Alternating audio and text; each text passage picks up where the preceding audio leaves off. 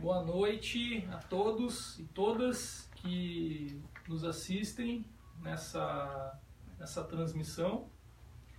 A nossa ideia hoje aqui é de um experimento que a gente está testando aí a convite da Secretaria de Comunicação aqui do Comitê Municipal do PCdoB, de fazer algumas atividades, alguns debates sobre vários temas. E a convite, então, hoje, da Secretaria de Comunicação, a gente vai ouvir aqui dois debatedores, né, sobre alguns assuntos do dia a dia hoje, da conjuntura política nacional, da conjuntura que a gente vive aí desse momento difícil da vida política nacional, um estado praticamente aí de exceção, de perca dos direitos da democracia em risco, vários movimentos acontecendo, violência, mortes, assassinatos e a questão da opinião pública, a manipulação dos fatos. Então, é um panorama geral, principalmente sobre dois fatos ocorridos aí na semana e foram presos, e após isso foram presos e tal. Então aqui, convidado nosso aqui é o Dr. Ian Martins, Dr. Ian Vargas, que vai falar um pouco sobre esse tema, que ele acompanhou pessoalmente, ajudou nessa questão lá, interviu junto a essa causa que é importantíssima. E também para conversar um pouco sobre outra situação que aconteceu, inclusive no mesmo dia, né? Foi a monstruosidade do assassinato, a morte da vereadora do Rio de Janeiro, né, do PSOL, a Marielle. Então, para essa conversa, a nossa amiga socióloga, a Besna Iakovenko, mestranda aqui da UNILA, né, da Universidade de Integração, e vai nos dar a honra também de debater um pouco, conversar um pouco sobre essa situação. E claro que um vai poder falar do assunto, de repente, dos índios, a Besna vai falar um pouco, o Ian quiser falar um pouco também da Marielle, então acho que uma coisa tem relação com a outra, né? Então, para começar essa nossa conversa, esse nosso bate-papo, passar para vocês darem as boas-vindas aí, considerações iniciais, e depois a gente vai aí discutindo esses temas, né? Então, se o pessoal que está nos assistindo quiser fazer alguma pergunta, quiser fazer não entendeu alguma coisa, quiser nos questionar, vai estar aberto aí, pode entrar em contato, que o nosso pessoal aí que está ajudando na produção vai nos passar aí a pergunta, vai passar, a gente vai aqui batendo um papo. A ideia é fazer um bate-papo tranquilo e que a gente consiga analisar um pouco a vida da conjuntura nacional que a gente está enfrentando nesse último período. Então, para as boas-vindas, aqui passar para a nossa amiga Besna. Boa noite a todos e a todas. Eu queria muito, em primeira instância, agradecer à Secretaria de Comunicação do PCdoB, daqui de Foz do Iguaçu, pelo convite, também ao Ian por aceitar compartilhar esse espaço comigo, né? Eu acho que é uma iniciativa muito importante nessa disputa na narrativa, no momento que a gente vive, onde esse golpe de Estado que a gente enfrenta tem um pé dentro da mídia muito importante. A gente sabe que o golpe no ano de 2016 ele foi permitido pelos congressistas neoliberais conservadores do Congresso Nacional aqui do Brasil, pelo Judiciário, mas também pela mídia hegemônica como a Rede Globo, que ela apoiou e ainda apoia a ditadura, né? É um tipo de ditadura que a gente está vivendo, um golpe de Estado. Então, disputar nas redes sociais essa narrativa de comunicação, a gente começar a transmitir outras visões de mundo, outras opiniões, as nossas verdades, construir isso, é muito importante para a gente entrar nesse novo tipo de guerra, né? Que é a guerra da informação, a disputa da informação. Então, eu quero parabenizar muito a iniciativa, que eu acho que vai ser a primeira sem dúvida, a gente vai ter outros encontros com outras pessoas, com outros especialistas, com a sociedade civil, com movimentos sociais, que vão trazer seu debate, suas contribuições, né? Porque isso aqui é só um início, né? E vai acontecer várias coisas mais, e se sejam ruins, como o debate que a gente quer fazer hoje, que é uma afronta aos direitos humanos, né? Que é uma afronta ao ser humano, que é uma afronta à democracia, né? Que é uma afronta à liberdade das pessoas de ir e vir, de poder construir a sua vida, desde a etimologia de vida que ela tem, desde o princípio que ela tem, né? Então, acho isso assim, fundamental, muito importante, e assim, eu fico muito feliz por vocês terem considerado poder participar dessa primeira experiência. Então, era isso que primeiro eu queria colocar e realmente agradecer. E acho que depois a gente entra um pouco mais no debate do que aconteceu nesse terrível 14 de março, no mês internacional da mulher. Mês da mulher. No mês da mulher, a gente tem esse fato tristíssimo da Marielle, mas que acho que a gente vai poder aprofundar no caso também das comunidades originárias que vêm desenvolver a sua vida limitada, né? Então, eu queria dizer assim, em primeira instância, assim, fora Temer, e em segunda, agradecer. Obrigado. Bom, boa noite a todas e todos. Também é um prazer estar aqui junto ao Pablo, ao Besna. Meu nome é Ian, juntamente com o Dr. Hernan Aguilera, nós fomos destacados pelo Centro de Direitos Humanos, Memória Popular de Foz do Iguaçu, para acompanhar e colaborar com a situação que aconteceu na semana passada com a comunidade indígena da aldeia Dois Irmãos de Santa Helena. Muito importante, Pablo, essa iniciativa do partido, justamente seguindo a linha compartilhando a mesma visão da Besna de buscar espaços, né, dentro das redes sociais, das mídias alternativas, né, um modo de repensar as nossas instituições e entre elas os próprios partidos políticos, né, que hoje existe essa questão hegemônica da grande mídia, né, e buscar formas alternativas é sempre muito bom para a opinião pública, né, para justamente uma democratização dos meios de comunicação, que é o que a nossa própria Constituição Federal também prevê, né, regionalização, democratização da mídia, né, pelo fim dos oligopólios e tudo mais. E a gente está aí hoje para contribuir com maiores esclarecimentos sobre o caso, justamente para informar a população, né, e outras autoridades, outras entidades aí do Brasil, né, agradecer também todo o apoio que nós tivemos do próprio PCdoB junto ao acontecido, um partido que se importou com um fato ocorrido fora de nossa cidade, mas que está vinculado de certa forma por conta da autoridade, né, e do processo em si, né, e de todos os outros que deram apoio também, várias entidades, a Frente Brasil Popular, o Centro de Direitos Humanos e Memória Popular, a Mídia Ninja. Então é importante agradecer aí, a gente pode colaborar aí para maiores esclarecimentos. Eu não apresentei, olha quanto. Ah, é verdade. Essa é a primeira vez, eu também já fiquei empolgada e não me apresentei. Mas tudo bem, quando eu escutei o Ian, eu falei assim, poxa, eu nem falei meu nome.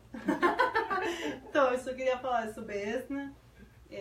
Meu sotaque é esquisito, né? Mas porque eu sou do Uruguai. Eu vim aqui no Brasil a morar no ano 2011, a estudar Ciência Política e Sociologia, onde me formei. E hoje sou estudante do mestrado de Interação Contemporânea da América Latina, também na mesma universidade, que é a Universidade de Interação Federal Latino-Americana, né, a UNIDA. Então, assim, só para dar um panorama, que ela tem um sotaque esquisito, né, mas é por isso, né. E eu me sinto muito brasileira, assim, que eu me sinto com propriedade de falar os assuntos do meu país também. Com certeza, Besna, com certeza. Já não é de hoje, né, que a gente participa aí das lutas do movimento social e tenho o prazer aí também de militar ao teu lado em vários momentos tristes da conjuntura política, mas que a gente, na luta, a gente atravessa adversidades, mas vai se conhecendo melhor e vai evoluindo mais, cada vez mais. Doutor Ian, conta um pouquinho pra gente sobre essa situação aí específica, aprofundar um pouquinho mais o detalhe, né, do como que aconteceu essa acusação, houve algum flagrante, a polícia, quem que viu, que foi denúncia, como é que ocorreu esse fato E após isso, quais foram as assim, providências cabíveis, né, que foram adotadas nesse processo para a gente entender, talvez nosso ouvinte, nosso telespectador não saiba ainda de fato o que aconteceu nesse caso, seria legal explicar um pouco os detalhes dessa situação.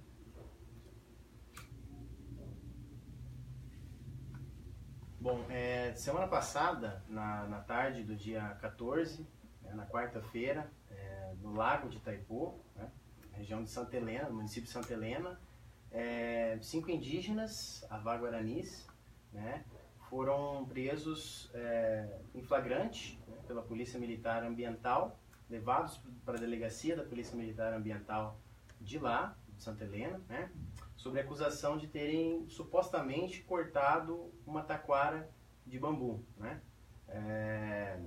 Isso ainda está sob investigação, a Polícia Federal. Eles foram encaminhados a partir das 7 horas da noite de quarta-feira para a delegacia da Polícia Federal aqui de Foz do Iguaçu. Foi quando nós fomos lá comunicados pelo Centro de Direitos Humanos, Memória Popular, através do Conselho Indigenista Missionário, que atua lá na região também, muito importante, né? Trabalho nacional há mais de 40 anos também, essa entidade muito importante. E nós fomos para lá para acompanhar a prisão que estava acontecendo no momento, né? 5 indígenas, né? O Cláudio Bogado, Lourenço Bogado, Salutiano Bogado, Carlos Ferreira e Adenilson Costa foram presos sobre essa acusação do artigo 38 da Lei de Crimes Ambientais, a Lei 9.605.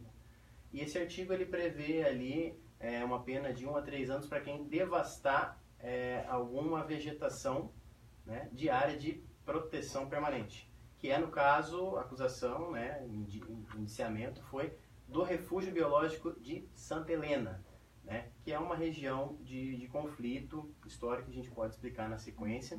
Mas, então, eles foram encaminhados na Polícia Federal, né, na madrugada já do dia 15, né, o delegado da Polícia Federal, ele arbitrou uma fiança para cada um no valor de R$1.000, né, para eles poderem responder à acusação, né, que ensejou o flagrante, em liberdade. Para eles responderem em liberdade seria através do pagamento de uma fiança de R$1.000.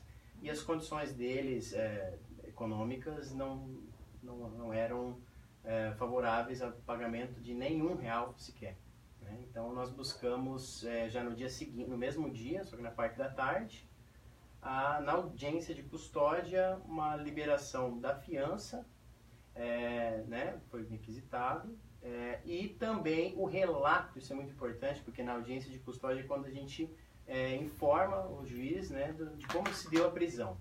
A prisão, como eu falei para vocês, ocorreu lá no Lago. Eles foram encaminhados ao escritório da Delegacia da Polícia Militar, e os relatos, né, deles, que se constatou nessa audiência de custódia, foi de que teriam ocorrido agressões, né, não por parte de todos, mas alguns específicos, agentes do Estado, né, no caso policiais militares ambientais, agressões contra 2 dos 5 indígenas, né. Isso ainda vai ser investigado, já foi informado, o Ministério Público Federal tomou ciência durante essa audiência de custódia, se mostrou muito coerente no sentido de prosseguir com a investigação, apoiar isso, e na sequência eles retornaram à Polícia Federal porque não foi tratado sob a fiança nessa audiência. Poderia, mas não foi tratado. Apenas foi relatado essa questão da agressão e como que se deu a prisão deles. Já no dia seguinte, através de um pedido que a gente fez, a defesa fez, eles tiveram, pelo juiz titular da 5ª Vara da Justiça Federal de Foz do Iguaçu, tiveram ali a sua fiança revogada, né? E nós ficamos responsáveis por intimações, e eles não devem sair da região da aldeia, e seguir o processo agora com a sua defesa. Inicialmente, juridicamente, na realidade, eles não são acusados de nada ainda, está sob investigação, né? Não foi oferecido denúncia ainda do Ministério Público, o próprio inquérito da Polícia Federal não está pronto, mas esse é o panorama atual. É um suposto crime de devastação de vegetação de área de proteção que seria um corte de uma taquara de bambu, né? Então é importante agora a gente acompanhar o processo, né, e sempre comunicando aí maiores esclarecimentos. Perfeito, doutor. Acho que esclarece bastante, né, para as pessoas que de repente não sabiam aí do que ocorreu. Tem essa clareza agora. Acho que ficou bem explicado. E nesse ping-pong, que eu acho que é legal, né, mudando um pouquinho aqui de papo, mas nem tanto, no Rio de Janeiro, Besna, essa terrível tragédia aí que aconteceu, não vou pedir para te explicar o que aconteceu, porque eu acho que todo mundo aí já está a par, a mídia tem tratado bastante disso, mas a mídia tem tratado, tem feito uma narrativa disso, né? E muitas vezes contraditória, inclusive, aquilo que a própria Marielle defendia, que inclusive ela era contra essa intervenção que vem ocorrendo no Rio de Janeiro e várias outras questões. Então, queria que você explorasse um pouco esses elementos assim contrários, contraditórios, né, dessa situação assim que a mídia acaba se apropriando de uma situação que era extremamente desfavorável à questão da intervenção, por exemplo, acaba se apropriando como se fosse extremamente necessária a intervenção justamente por isso. Então, que tu comentasse um pouco nesses aspectos e algo mais que tu ache assim, pertinente. Bom, o caso da Marielle, né? À tarde a gente se encontra com esse fato aqui na região, que também foi comunicado, não pela mídia nacional, né? Sino pela mídia local, foi informado, e pelos meios de comunicação alternativos, como a mídia ninja, que foi difundida a notícia, e nós ficamos sabendo desse fato que não respeita os direitos humanos, porque eles são humanos, né? E muitas vezes eles foram desrespeitados, né? A gente ficou sabendo de vários fatos de violência hacia eles, né? E aí, à noite, em torno das 10, 10h30 da noite, a gente fica sabendo de uma tragédia que deixou todo mundo apavorado, triste, dolorido, sentido, com raiva, né? Com muita dor, com vontade de gritar, com vontade de sair para o mundo, mas também com muito medo, né? De ver uma figura, uma mulher preta, feminista, mãe, que se tornou socióloga, que era uma mestranda, uma pós-graduanda, né? Era uma mestre, né? E ela se formou pelo ProUni, né? Então a gente está vendo vários elementos em cima do corpo dela que vão formando uma figura política muito excepcional e muito importante no cenário nacional. Eu lembro, fazendo a campanha em 2016, quando fui ao Rio, escutar a campanha dela e ver as imagens da campanha dela, que era um grito de esperança, né? Era um grito de esperança muito importante para quem estava, depois do golpe, descrente com a política, né? Depois do impeachment, que viu que seu voto não valia nada, e encontrou na Marielle, nessa mulher batalhadora, guerreira, uma esperança. E é por isso que foi a 5ª vereadora mais votada do Rio de Janeiro, né? Uma mulher que saiu da favela da Maré, ela se dizia cria da Maré, né? Então, é por isso que ela vem assumir as estadísticas que existem, que são muito tristes, de falta de respeito aos direitos humanos, que é que a população preta, mulher da periferia, é que mais morre, e morre todo dia.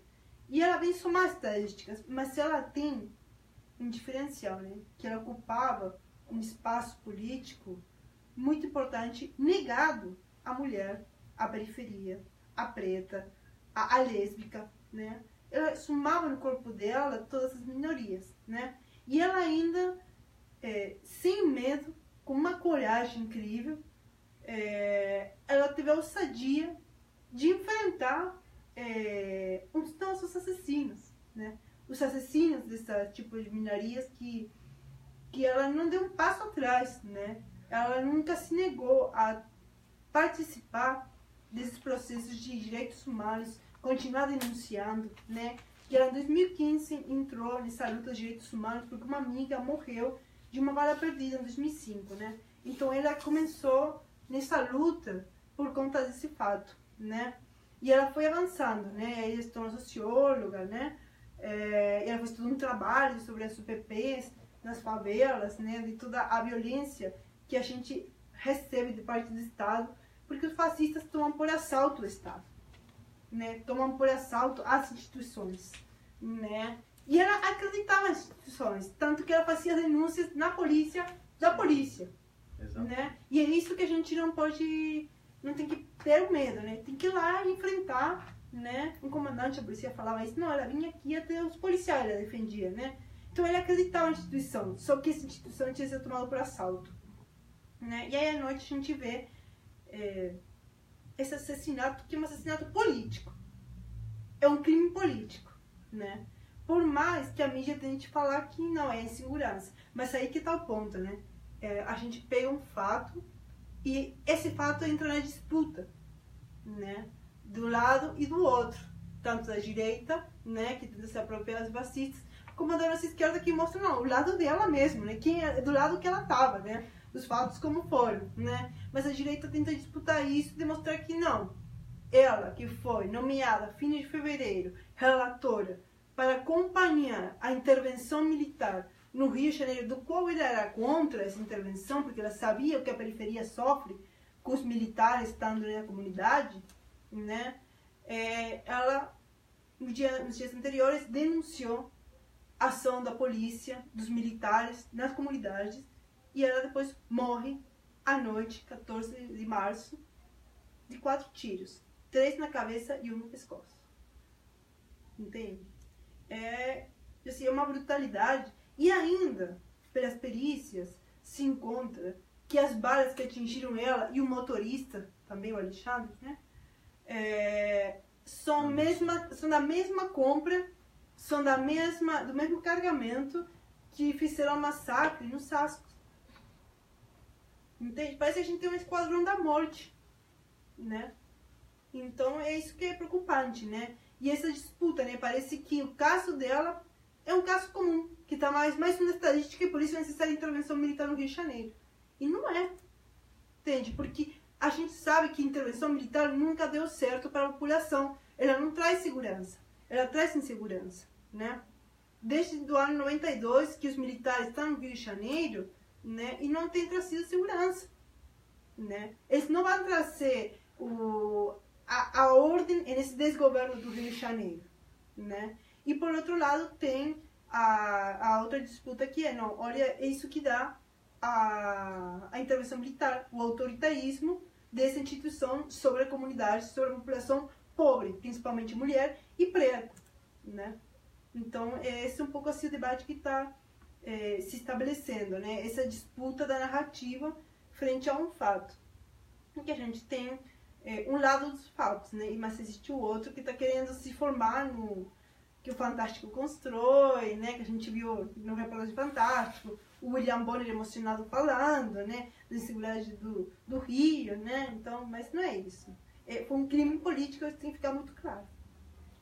Perfeito.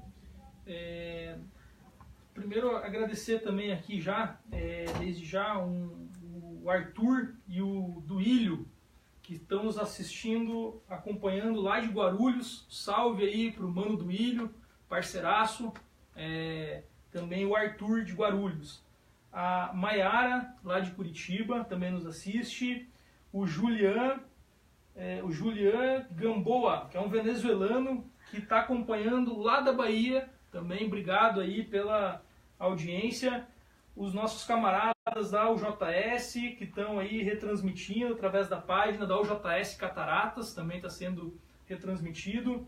A Thalita, o Leonardo, a Fernanda.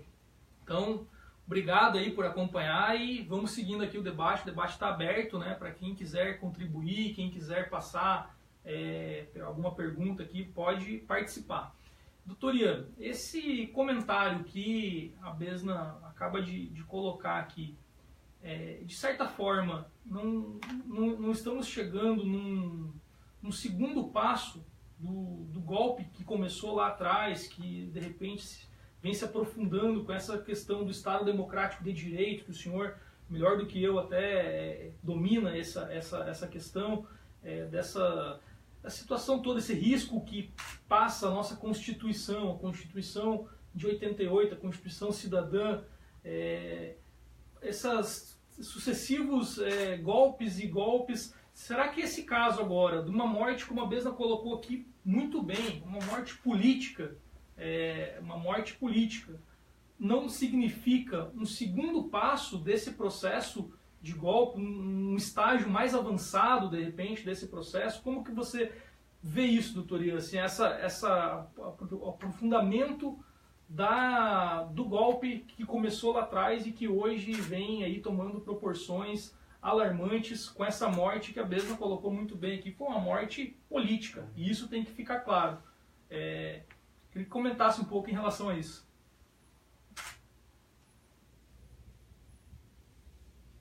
Bom, Pablo, toda essa questão relacionada à Marielle, a trágica morte, né, lá no Rio de Janeiro, é uma coisa só, né? A gente tem ali, ao mesmo tempo, uma intervenção, ao mesmo tempo, um país com as instituições sendo cada vez mais enfraquecidas, né, no sentido de que você tem elas sendo utilizadas para fins políticos, né, o chamado lawfare, quando você usa, por exemplo, o judiciário, o aparato militar ou policial para favorecimento político, né? Isso descredibiliza frente à comunidade internacional também. Mas a questão da Marielle está muito vinculada com a questão da desigualdade e do preconceito histórico, né? Então, inclusive cultural. A gente tem hoje nas redes aí um espaço que ao mesmo tempo é bom para a informação, para um debate pacífico, para o diálogo, para a construção de opinião de modo alternativo, mas também você tem um espaço de briga e luta acirrada, né, de desrespeito à integridade moral, psicológica, a imagem pública das pessoas. Pode ser você, pode ser a Besna, pode ser eu, pode ser qualquer um, né?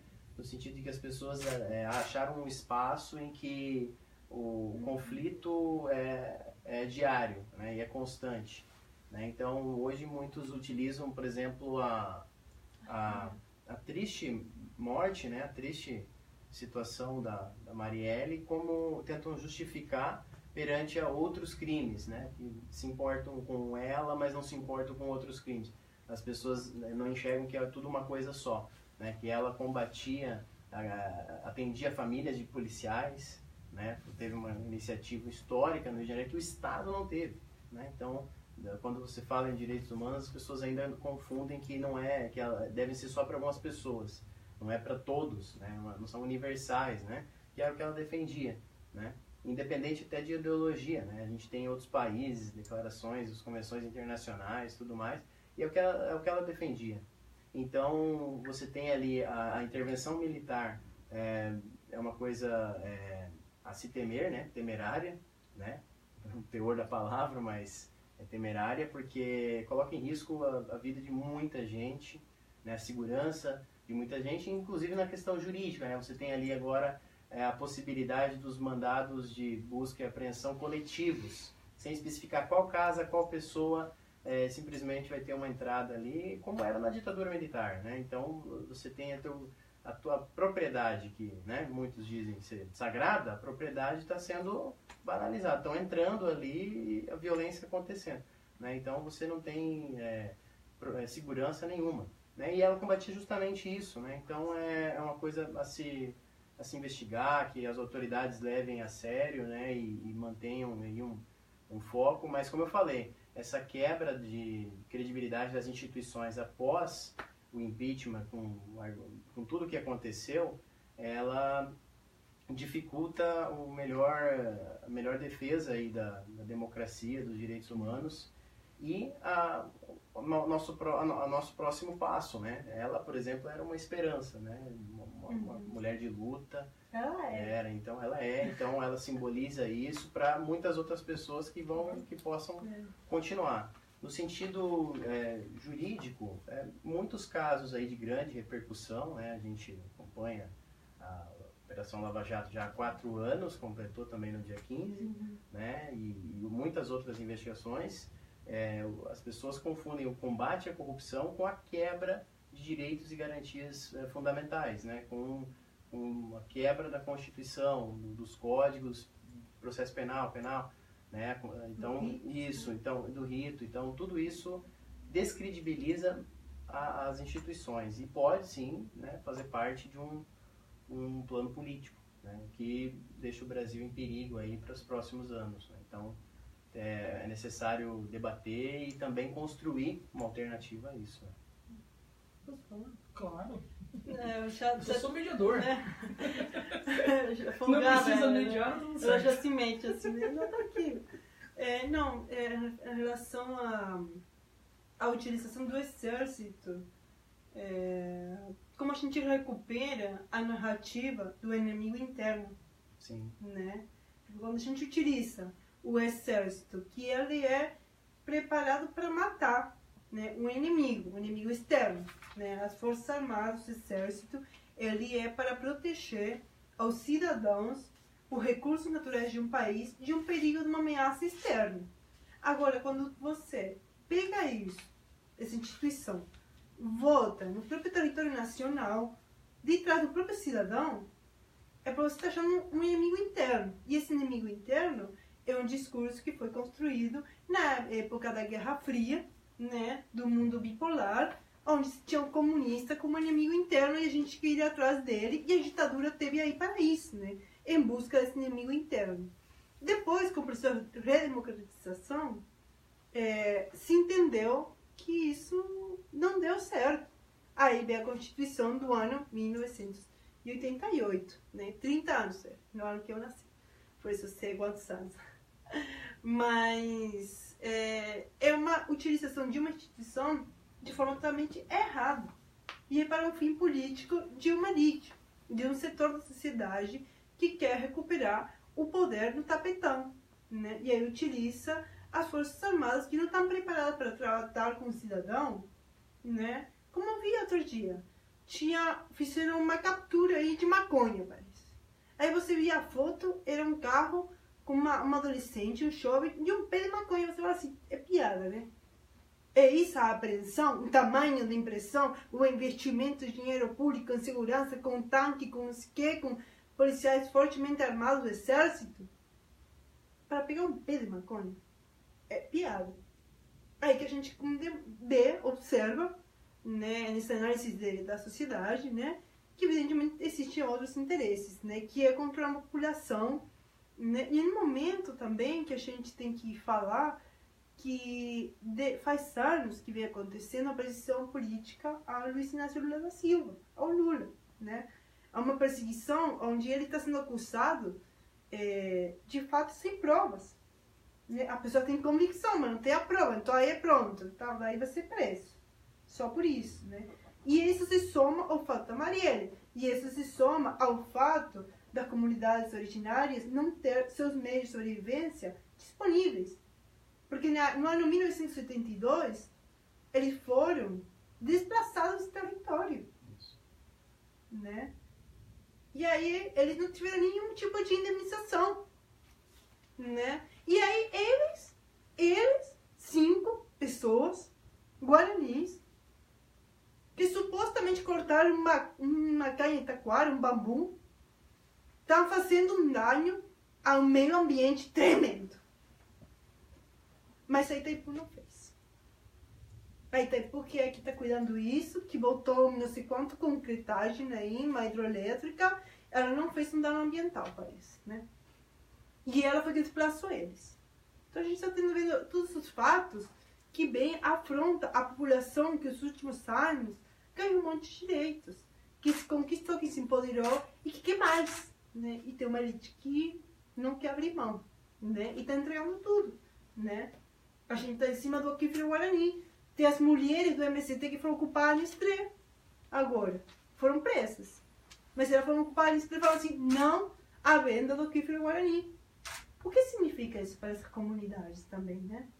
A água é a nossa principal forma de vida para a gente sobreviver no planeta, sendo vendida, sendo dada de presente, né? Ou todos os nossos recursos naturais. O que aconteceu com a Samarco? O dano ambiental que eles fizeram e indemnizações ridículas, né? E aí a gente quer punir 5 pessoas por cortar supostamente, porque não é, eles não cortaram, é supostamente, parece ser que eles alguma vez tiveram a intenção de cortar uma carne. Eu falo assim, gente, calma, né? Mas parece isso, eles foram presos, né? E a Samarco, que fez todo um dano terrível lá em Mariana e por onde ela foi, até o litoral, cadê os donos? Foram presos? Tiveram que pagar? Indenização, fiança, não sei o que, pra sair? Não. Entende? Então essas coisas têm que ser pontuadas. Muito bom, só um detalhezinho, só para não perder o gancho também aqui, doutor. Essa inversão de valores completa, né, que acontece. Até um tempo atrás eu escrevi uma vez um artigo que falava assim, estamos esquecendo a lógica, né? Eu acho que agora caberia um segundo artigo assim, ó, esquecemos a lógica, né? Acabou a lógica, porque a coisa está completamente assim, de ponta cabeça, que a lógica ela fica no segundo plano, infelizmente.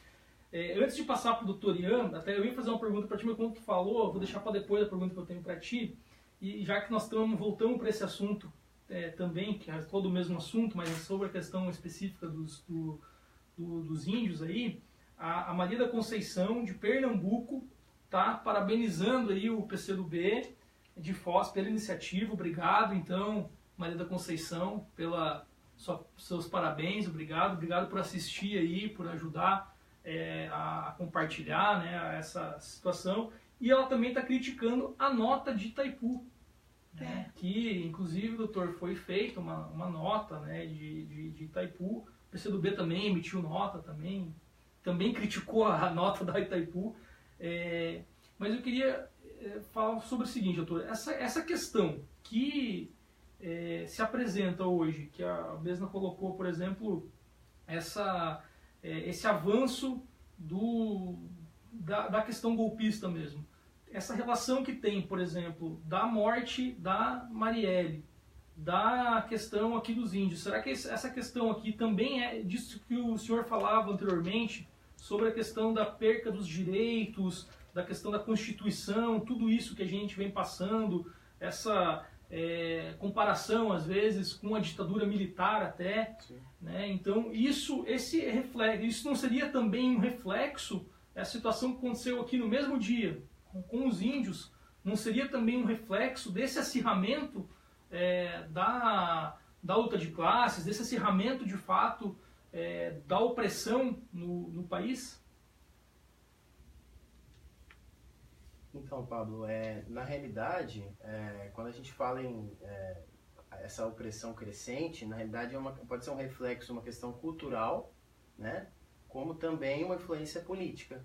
Sim, né? A ideia que se tem, ao se observar, é que existe aí uma possível criminalização crescente do combate à desigualdade. Então você criminaliza o combate à desigualdade, você criminaliza o combate ao preconceito, você criminaliza a proteção de direitos, né? No sentido de que você não tem só agressões feitas pelo Estado para os seus agentes, você também tem omissão, né? Você tem uma PEC do teto dos gastos para limitar investimento, né?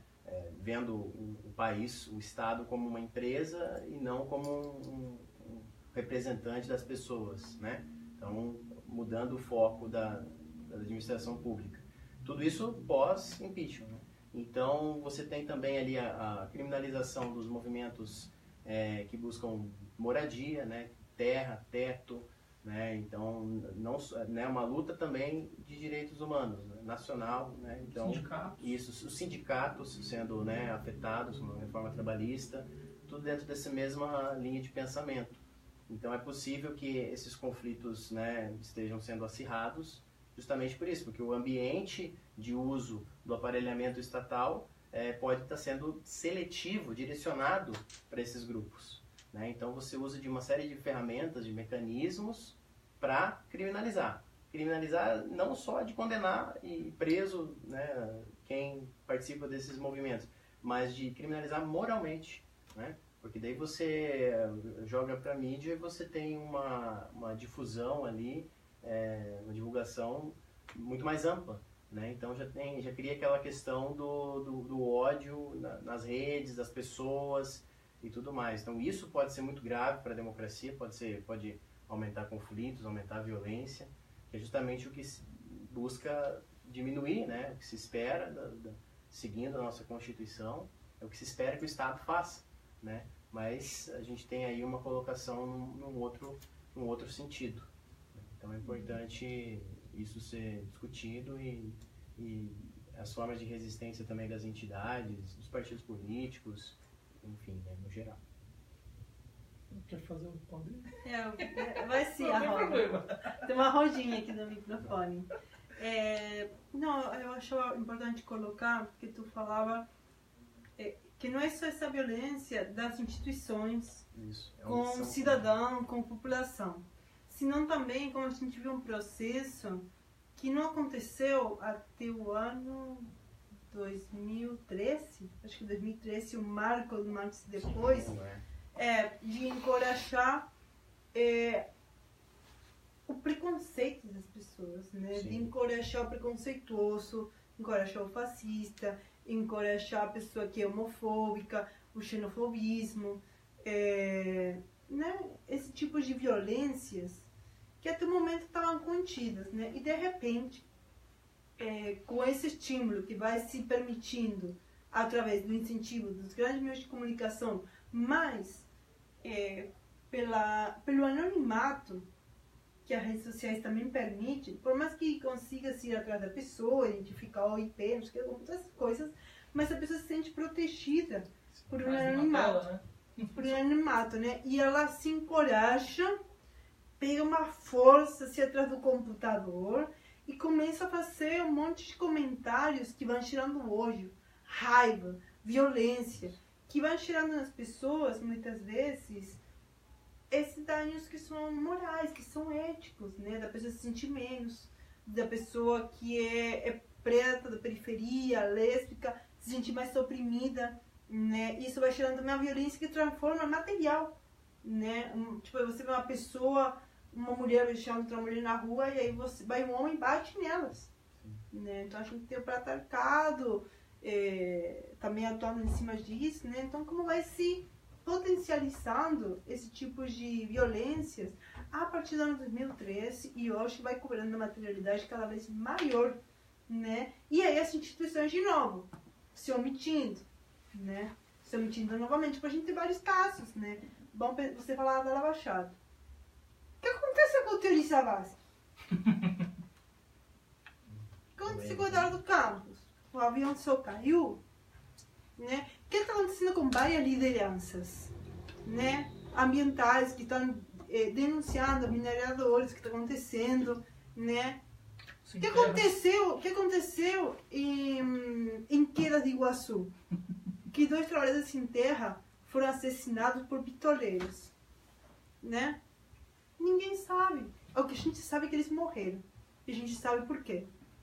Porque eles estavam num processo de luta, né? Então a gente vê que também isso vai cheirando. Que cheirar? Uma pessoa cheira. Mas também que cheirar um processo de medo.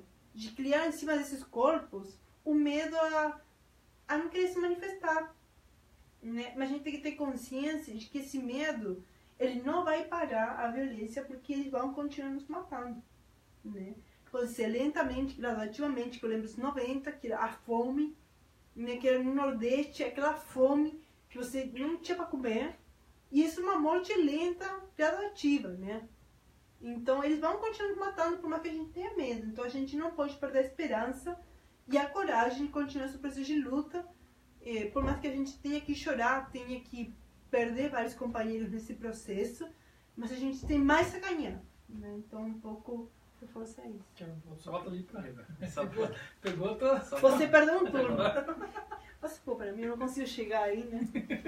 Não, Pablo, só para agregar com o que a Vesna falou, esse processo, né, de ações do Estado, né, ocorre no sentido de agressões diretas e omissões, igual a Vesna enfatizou muito bem essas agressões. E para complementar com a área, combinar com a área de atuação da Vesna, queria, né, por exemplo, trazer um escritor, o falecido no ano passado, o sociólogo polonês, o Bauman, né, ele já dizia que as redes sociais são perigosas, né, por justamente acirrar o conflito que a gente estava falando antes, E também que nos tempos atuais, modernos, né, que é uma das coisas que acontece, o estudo dele, modernidade líquida, que ele trata do sentido do medo líquido, né, o medo que é perpetuado, né, constantemente, e cada vez mais ele é procurado mecanismos para ele se consolidar, né? Então, no sentido de que ele prejudica quem?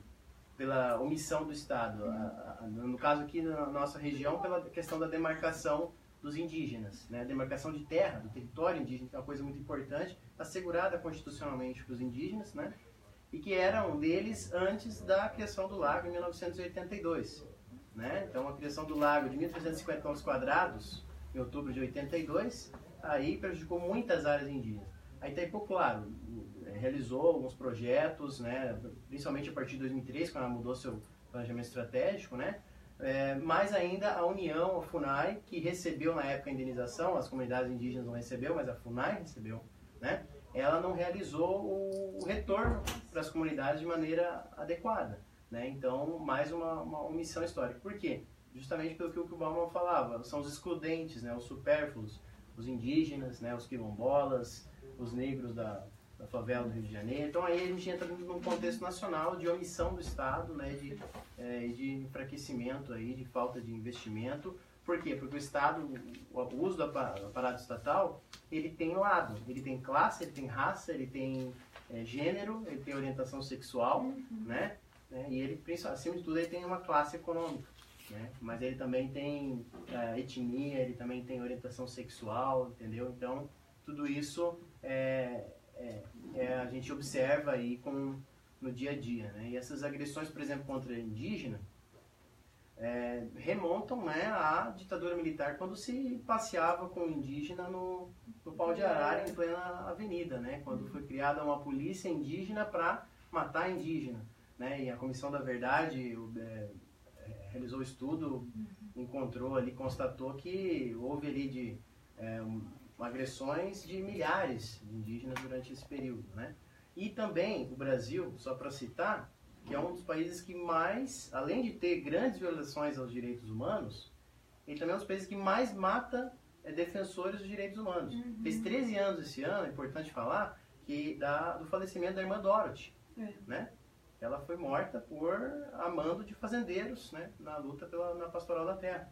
A irmã Dorothy, a gente tem aí 30 anos aí de Chico Mendes, né, e agora a Marielle. Então tudo isso entra dentro da estatística aí, é muito prejudicial à democracia, é muito prejudicial ao nosso Estado democrático de direito. Né?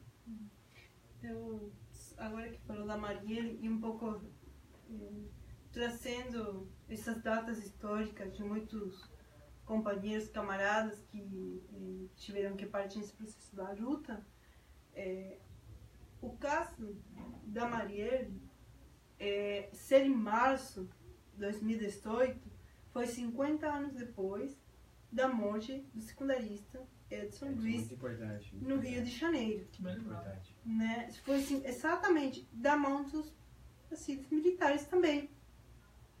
Entende? E ali era secundarista preto.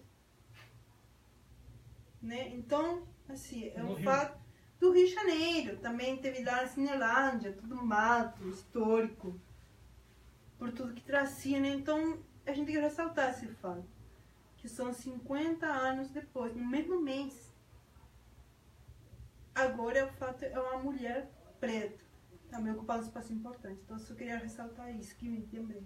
E definitivamente não é um fato isolado, né? É um fato que infelizmente se repete e não é absolutamente um fato isolado.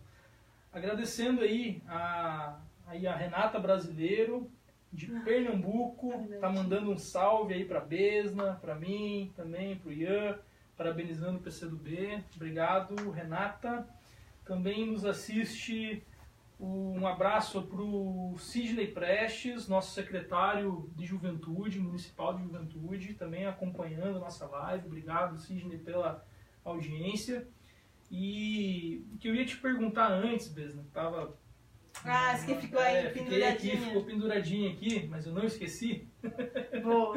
Não, sobre essa questão, muita gente tem falado, por exemplo, que essa intervenção militar no Rio de Janeiro, ela foi decidida por uma questão política do presidente após ele não ter sucesso em encaminhar a questão da reforma da Previdência. Né? Da reforma da Previdência, que ele estava buscando esses apoios, parece que não conseguiu fechar o apoio necessário e resolveu mudar o foco. Primeira pergunta assim, para a gente analisar seria assim, tu acredita que realmente foi algo nesse sentido, que ele mudou o foco porque para se beneficiar? E com esse fato todo, será que isso não acabou fugindo do controle dele e ele talvez não tenha dado um tiro no pé? Não sei. Isso para a gente avaliar e pensar aqui junto com o Ian também. Então, é interessante essa pergunta, porque esses dias, eu que assisto novela e assisto Jornal Nacional só para ver o que estão passando, né? Não tenho vergonha de ser isso. Novela porque gosta mesmo. É porque eu gosto também. Todo o Brasil assiste, não vou assistir? Vou ficar assistindo o quê? O serial norte-americano? Vai conversar com quem? Né? Vou conversar com meus vecinos. Para falar mal de uma coisa, a gente tem que conhecer bem. Né? Para falar mal da Globo, tem que conhecer bem. Né? Senão, aí fica falando frufru. Mas eu fiquei observando que o jornal, estou assistindo a Globo do Rio de Janeiro, e o jornal local fica falando agora muito mal do Crivella. Interessante, né? O Crivella, que apoiou o golpe, ele evidentemente é mais a favor da Record que da Globo, então faz um pouco de sentido a Globo falar mal. Mas também deslegitimar o Crivella num governo que ele acabou de assumir é ótimo para um governo federal que quer fazer uma intervenção militar e que vai começar por um estado que parece que está desgovernado. Parece não, ele está desgovernado, né? Ele está em uma situação totalmente caótica, numa crise profunda, né? Os funcionários que não recebem salários terceirizados da UERJ que foram mandados embora assim, sem nenhum tipo de ressarcimento, né? Então, falar mal do Crivella faz bem para um governo federal que quer fazer como um ensaio de uma intervenção militar, que tem uma característica diferente, essa nova, né? Porque desde 92, como tínhamos falado, os militares estão na favela, mas eles estão sob o comando da Secretaria de Segurança, o que isso agora mudou, né? E outro fato que é interessante, assim, que, bom, o Temer, né, dos presidentes, até dos golpistas presidentes, é o que tem uma popularidade terrível, terrível, né? É lamentável a popularidade dele. Acho que eu nunca vi um presidente do Brasil com tamanho desastre de popularidade, né? E aí a gente está entrando num ano eleitoral, onde muitos congressistas não vão querer se expor, menos ainda com uma reforma da Previdência que vai tirar votos deles, que eles querem se reeleger, então não vai entrar com pautas impopulares, né? E aí, evidentemente, o governo perde um pouco a fortaleza do impulso que ele teve no início, né, de fazer várias medidas impopulares, né, reforma trabalhista, conselho por 20 anos de educação e a saúde, né, e aí várias atrocidades mais, né, rasgou a Constituição, né, e as conquistas dos anos 50, né, conquistas que o povo teve que batalhar muito para conseguir, né, e aí então você fazer de uma bandeira tua a segurança de um Estado que está quebrado, evidentemente é na busca de você querer se legitimar, né? Aí tu coloca o exército na função que não é ele, para ver se você consegue, bom, tirar o foco dessa pauta que estava queimando ele a nível nacional, de que ele ia conseguir aprovar, mas não, eu agora estou preocupado com a segurança do país, com a segurança do Estado importante do Brasil, como o Rio de Janeiro, que é a cara do Brasil, né? E eu estou preocupado com a segurança lá, vou botar os militares lá, a ver se consigo ser um pouco mais legítimo, que não, coitado, não vai ser, né? Porque está demonstrando que isso é um fracasso, né? Mas outro fato interessante de ver é também como os militares, que até o momento não tinham entrado no jogo, passam a entrar no jogo, mas eles passam com elementos que eles colocam também, eles vêm chegando também, que é não conseguir ter uma comissão da verdade. né, além de mudar, de tirar da Secretaria de Segurança o controle das Forças Armadas na intervenção desses espaços, eles querem que não se crie, né, que se garantisse que não se crie uma comissão da verdade e que os crimes cometidos por militares contra civis sejam julgados pelos próprios militares.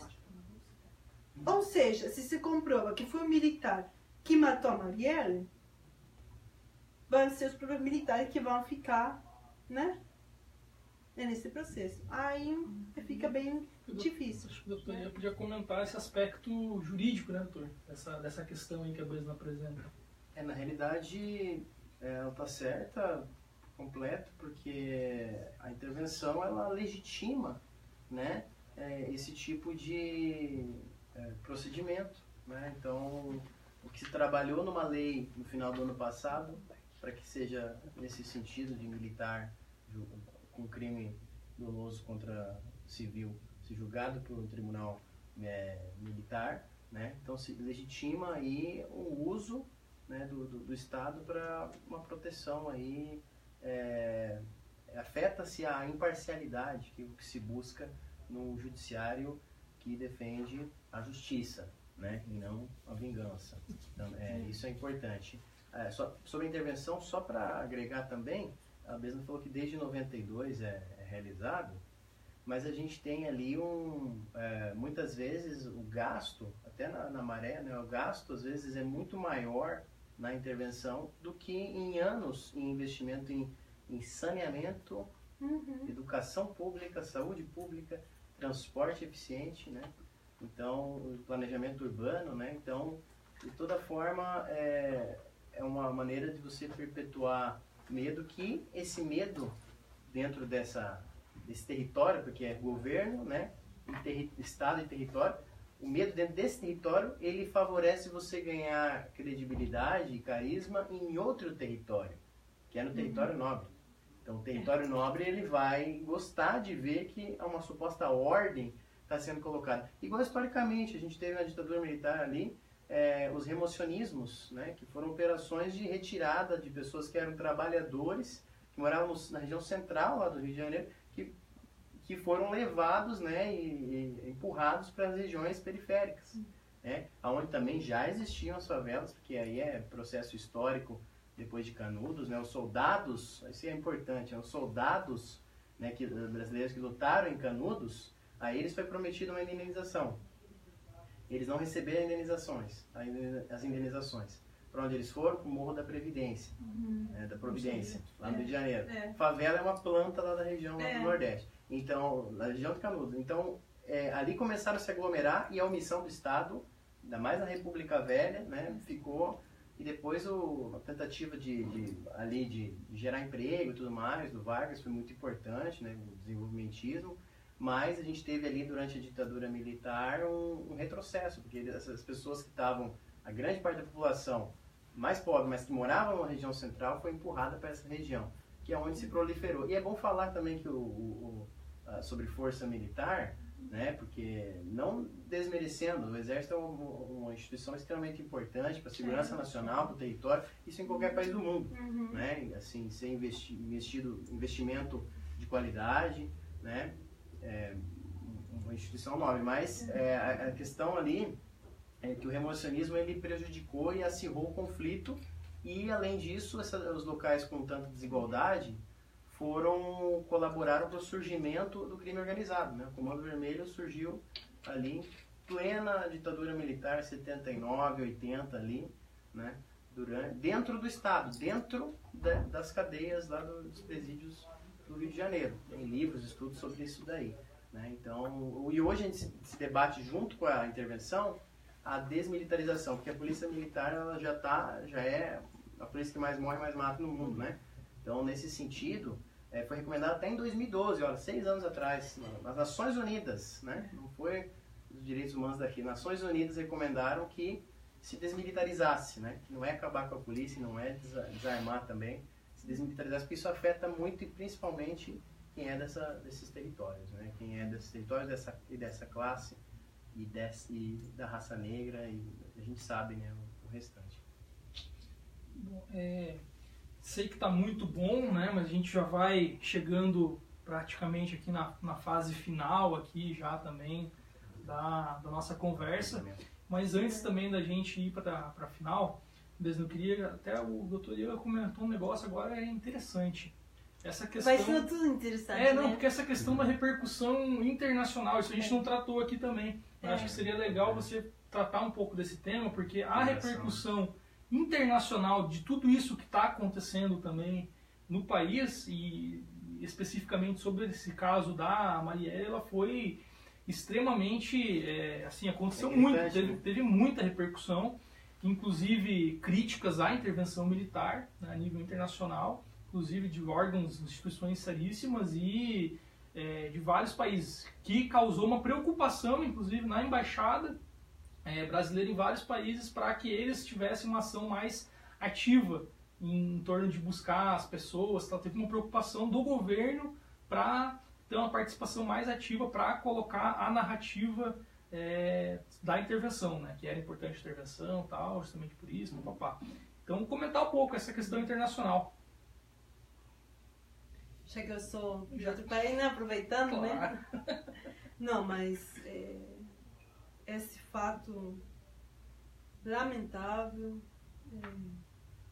terrível, né? Teve uma repercussão na América Latina, mas no mundo também, né? Vários jornais expressando, visibilizando a intervenção militar, né? Como um fato que criou esse crime político da Marielle, que assassinou ela. Como você falou, com um total fracasso. Né? Demonstrando assim, esse lado de que não está dando certo essa intervenção militar no estado do Rio de Janeiro.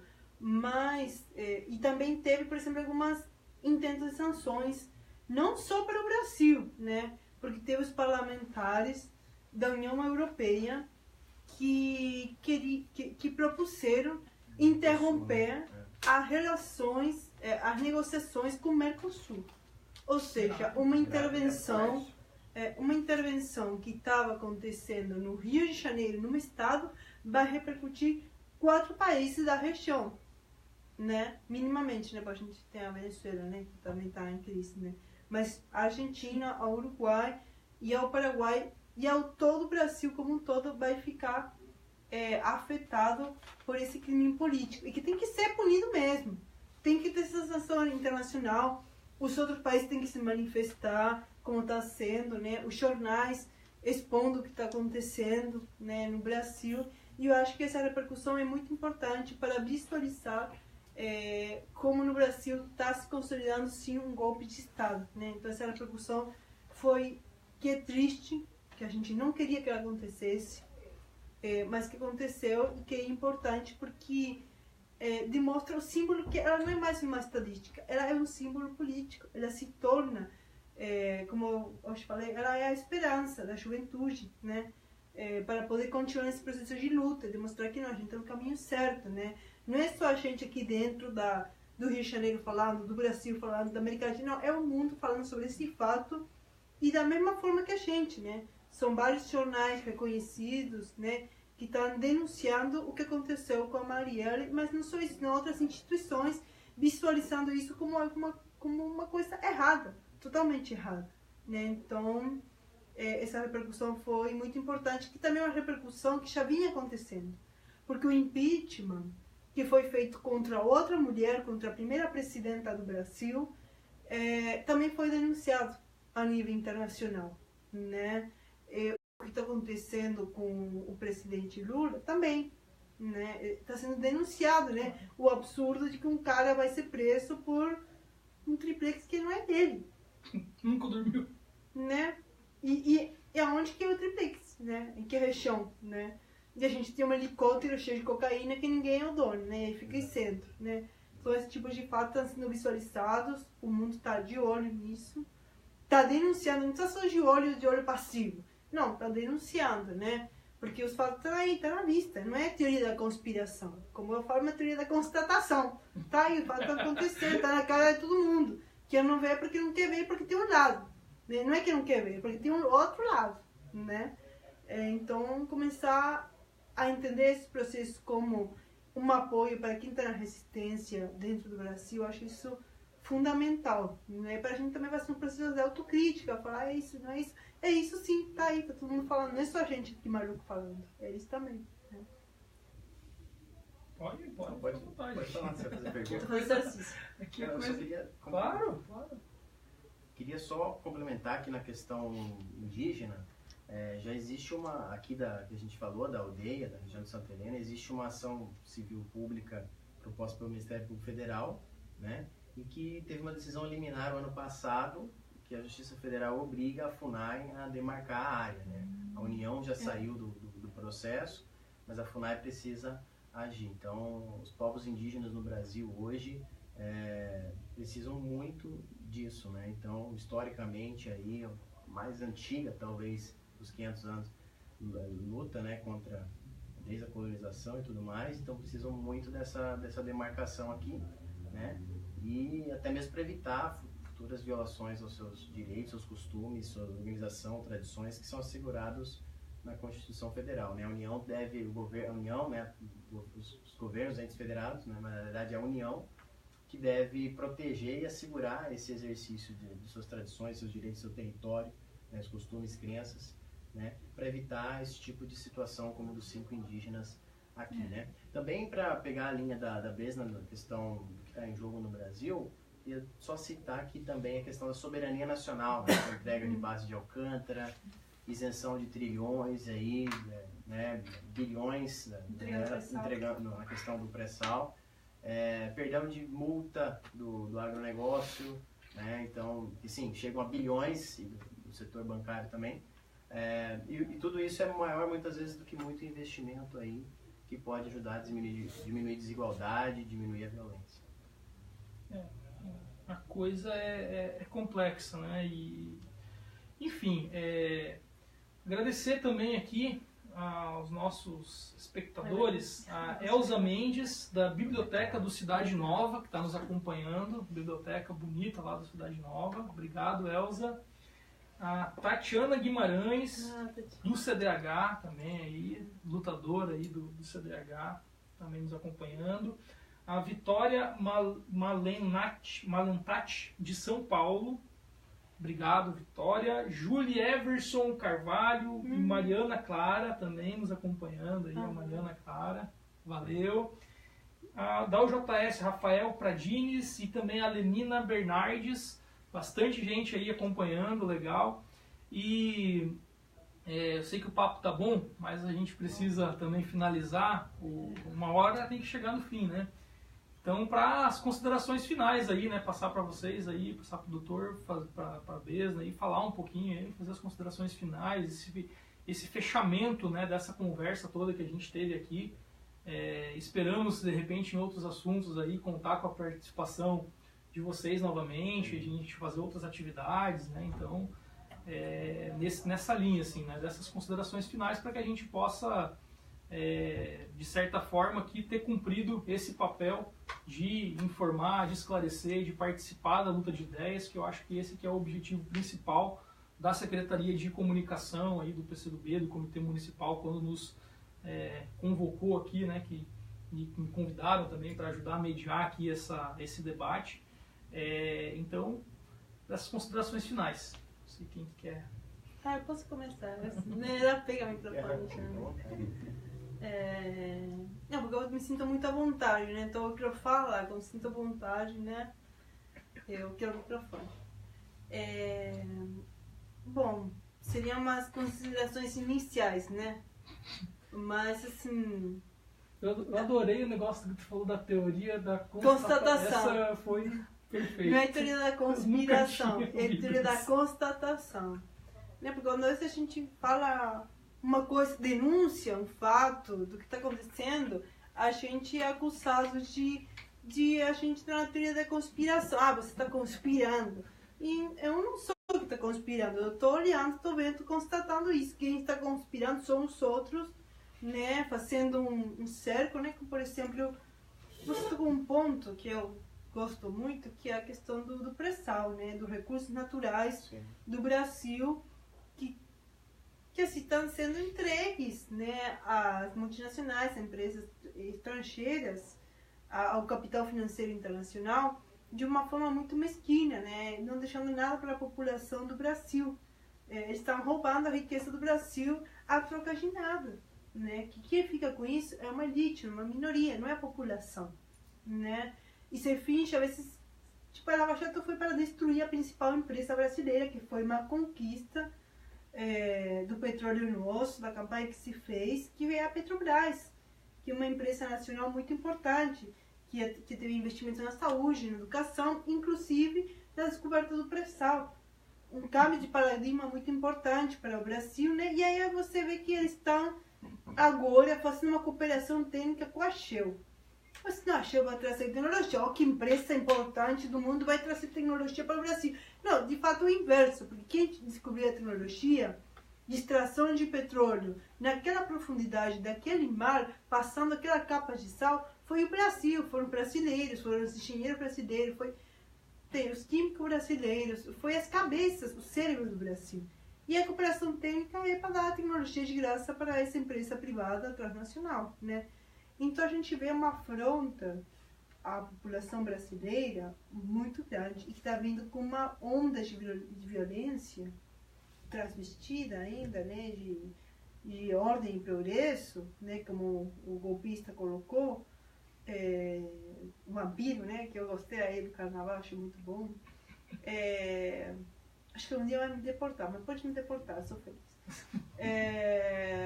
Mas assim, entregando o Brasil para o estrangeiro, não deixando nada para a população local. E esse avanço desse capital financeiro internacional não só está acontecendo no Brasil, que é uma coisa muito importante de apontar. Esse fascismo que a gente dá esse nome porque é violento, porque mata, sem nenhuma causa, mata-se por matar por querer o que o outro tem, né, de forma sem debate, não passando nas urnas, né, não ganhando no voto, senão ganhando no tapetão, é uma coisa que está acontecendo na região. Né? A gente vê a violência como que chamava esse menino da Argentina, que foi assassinado agora com o negócio de Mapuche, Santiago Maldonado. Ele que foi assassinado, ninguém sabe nada. O que está acontecendo na Venezuela, a gente tem os militares dos Estados Unidos na Amazônia. É grave. Né? E que é isso, gente? Militares de outro país numa selva que é nossa, né? Então, eles não só vêm fazer uma afronta para conseguir invadir a Venezuela por petróleo que ela tem, que tem muito também, né? Sino que ela vem roubar fazendo a biopirateria, né? O que é a Amazônia? O que é o potencial que o Brasil tem aí? O que são os rios que tem aí? O que são as plantas que tem aí, que são um monte de medicinas, né? A biodiversidade que aí se tem para a indústria farmacêutica, né? Então é uma afronta na região, é uma retomada do imperialismo norte-americano sobre a região, né? Que tem que ser analisada nesse contexto mais amplo, apontando o local do Brasil, a característica do Brasil, como que está se desenvolvendo isso, mas vendo que isso faz parte de um plano um pouquinho maior de retomada desse controle sobre a região e com a aliança, novamente, das elites locais, né? Então, mais ou menos, considerações, essa primeira, a segunda e a última que eu faço para passar o espaço, é que eu acho importante que o Damarielle se torne esperança, né? Esse fato corrido não pode nos transmitir o medo, né? Quem está na luta tem que saber que a gente pode morrer a qualquer momento. E não tem que ter medo da morte, porque a morte é uma coisa que a gente garantida. E quando a gente nasce, a gente já é vitorioso porque nasceu, né? E a morte é o que a gente tem com certeza, né? Então a gente tem que pegar dela a força, a coragem, a esperança e continuar a luta dela, né? A gente somar esforços nessa luta, né? Então, é para não... Porque é isso que eles querem. Eles querem se amedrontar, eles querem que a gente volte para a senzala, né? Mas não, né? A gente com coragem tem que ir lá e mostrar que não, que a gente não tem medo, que vai enfrentar mesmo. Então, aqui deixou uma mensagem de esperança mesmo, né? Que a gente tem que continuar nessa luta sem medo, né? e assim, afrontando esse tipo de pessoas que vão matar de qualquer jeito, né? Então, repetir um pouco o que já disse, só para remarcar a importância de continuar esses processos de luta, né, que são fundamentais para a gente recuperar o nosso Brasil, a nossa América do Sul, a nossa América Latina, da mão dessas pessoas que só nos matam. Então, eu queria também, para finalizar, agradecer novamente, como eu disse no início, à Secretaria de Comunicação do PCdoB. Eu acho novamente esse espaço fundamental para a gente... Eu não vim com nada armado, mas eu pensei um monte de coisa aqui que me fez refletir, e eu saio desse espaço mais fortalecida, né? Que a gente não tem... A gente fez um debate de dois temas que pareciam desconectados, mas não é. Não é. Estão super conectados, né? E a gente fica repensando, refletindo e sai fortalecido. Então, eu acho esse espaço como um espaço importante também na formação de cada um de nós, para repensar, para discutir a nossa ideia, para nos criticar, né? Acho que é importante para esse processo de crescimento das ideias, né? Então, agradecer, obrigado, Paulo, obrigado pelo convite, obrigado, Ian, por compartilhar o espaço comigo. E eu fico assim, muito feliz. Obrigada, gente. Graças. Graças. Bom, eu também queria agradecer ao PCdoB, à Secretaria de Comunicação, ao Pablo, a presença da Vesna aqui, o bate-papo.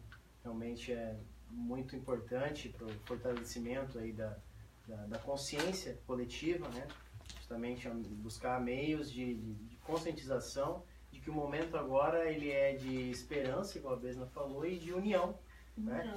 Muita união, porque a união faz a força, né? Aquela frase histórica. Porque, por exemplo, na questão indígena, a gente teve um apoio de muita gente, né? Foram várias entidades ali, a começar pelo Centro de Direitos Humanos e Memória Popular, né? Que nos comunicou, nos destacou para ir lá, o PCdoB, a questão da mídia alternativa, uma série de outras entidades que colaboraram aí. Então, existe ainda esperança, porque existe solidariedade, né?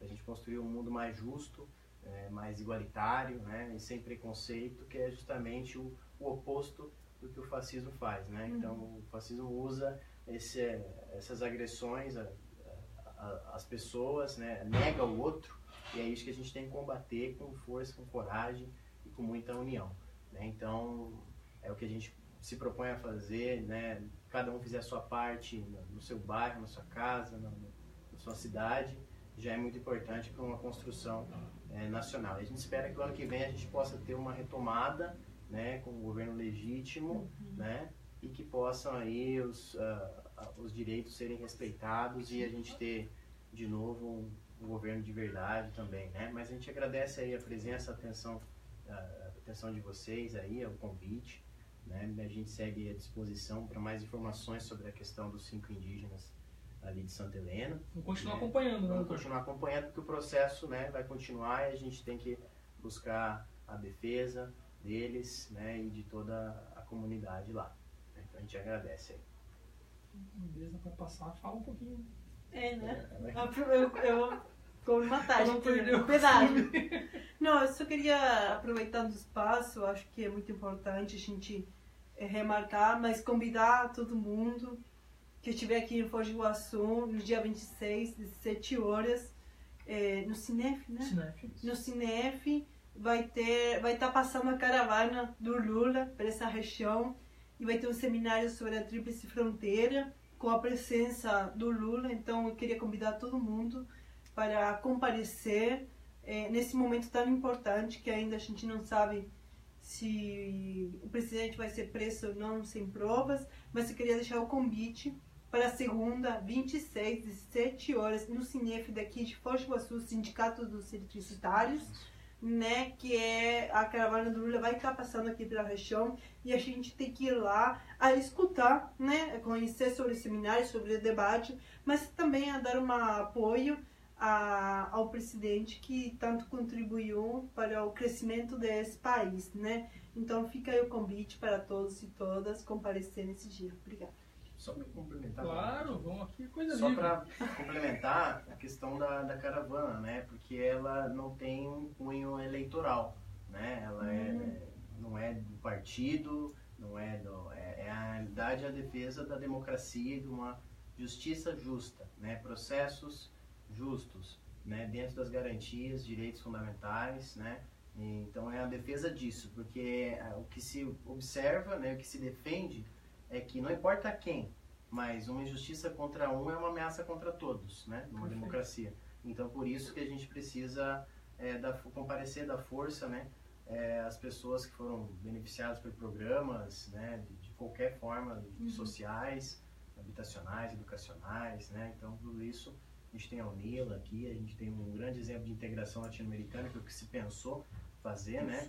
Isso, o Parque Tecnológico de Itaipu, né? Então estratégias de desenvolvimento social e integração geopolítica muito importante, que é justamente o que não se busca em outras formas igual a gente está vivendo, né? Mas então é muito importante o comparecimento.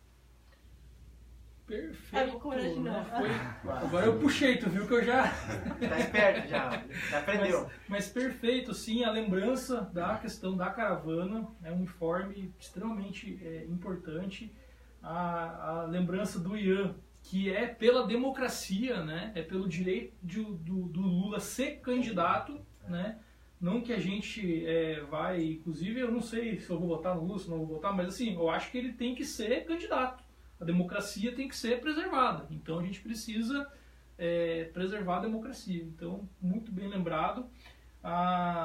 Então, fica dia 26 o convite, às 17 horas, no Cinef. Todo mundo que puder participar vai valer a pena, porque a coisa vai ser muito bonita. Inclusive, está confirmada a participação do Lugo. Foi confirmada hoje também a presença do outro golpeado, né? Outro golpeado, esse foi antes, né? Inclusive. 2002 a gente fez essa cobertura com o Rafael. Inclusive a Besna teve lá no dia do que aconteceu o golpe lá, né? 12 horas da defesa. Esse pode ser um tema para uma outra conversa aqui. De repente a gente conversar sobre o golpe, analisar também o golpe do Paraguai, a gente pode conversar sobre várias coisas aqui. Agradecimento então aí a todas e todos que nos acompanharam até agora. Obrigado aí por aguentar um pouco a gente, valeu mesmo, acho que é assim que a gente pode se fortalecer. Um abraço ao Adnan, ao Sayed e ao Marcelo Ricardo também. Manda um abraço para o Adnan. Eu mando um mega abraço para o Adnan, também para o Ricardo, né? E muita gratidão então a todos. Muita gratidão ao Paulo Porto, nosso vereador do PCdoB. Eu quero mandar um abraço para ele. Esse é um abraço especial ao Paulo Porto, que eu não conheço ainda, mas é uma pessoa que eu quero conhecer muito, que tem sido muito especial na minha recuperação, né? Deixa eu só agradecer ele também. Agradecer ao Paulo também, porque o Paulo tem uma participação, um histórico de apoio à comunidade indígena ali, é imprescindível, né? Então, já ajudou muito, também foi uma pessoa que apoiou nesse processo, a gente agradece ele. Então, gratidão então aí, Paulo Porto, nosso vereador em Cascavel, e gratidão também a toda essa equipe que vocês não estão vendo, mas que atrás das câmeras tem uma enorme equipe, né, nessa casa aqui. Então o Luciano, o Jihad, o Jimmy, a Sara, a Thalita, o Gilson também. Então várias pessoas aí que estão nos ajudando, outras pessoas em outros lugares, né, que não estão aqui, o Will, né? Valeu, assim, gratidão a todo mundo que de uma forma ou de outra ajudou a viabilizar esse espaço, ajudou a construir essa narrativa aqui, e fiquem convidados aí para compartilhar esse vídeo, né? Agora fazer ele circular, porque é uma arma da luta de ideias. Então, gratidão a todos. A Fundação Maurício Grabois, o PCdoB aqui de Foz do Iguaçu agradecem a todos os convidados aqui por disponibilizarem aqui do tempo de vocês para essas palavras lindas que a gente teve aqui. Gratidão a todo mundo. Muito obrigado e boa noite. Boa noite.